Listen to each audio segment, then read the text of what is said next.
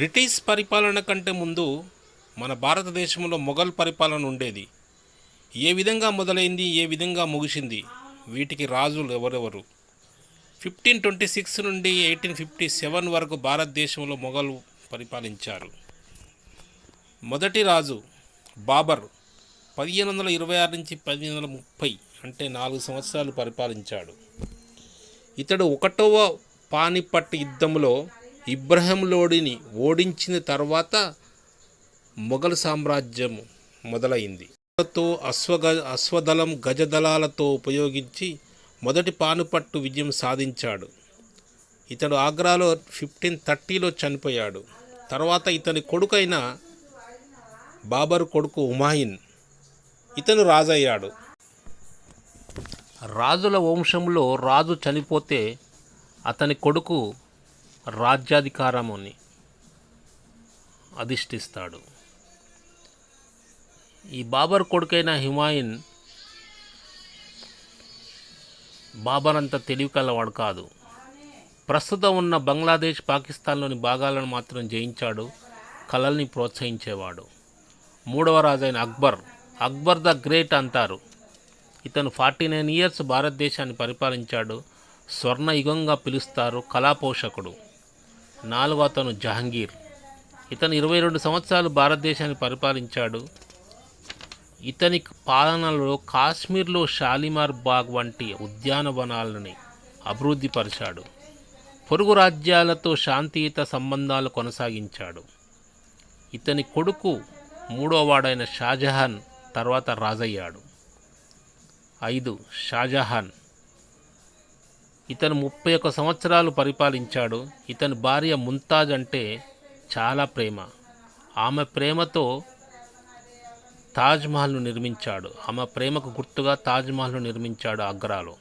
తర్వాత ఎర్రకోటను కూడా నిర్మించాడు. తర్వాత రాజు వచ్చేసి ఔరంగజేబ్. ఇతను 49 సంవత్సరాలు రాజ్యాన్ని పరిపాలించాడు. సొంత సోదరులను చంపి సింహాసనం చేజిక్కుకున్న మూర్ఖమైన రాజు. ఇస్లాం మతాన్ని అభివృద్ధిలో తెస్తూ ఇతర మతాలను తొక్కేసేవాడు. ఇతరులపై జిజియా పన్ను విధించాడు. రాజ్య విస్తరణ కొనసాగించాడు. 1707లో ఔరంగజేబు మరణించాడు. అప్పుడు మొఘల్ సామ్రాజ్యాన్ని బలహీనమైంది.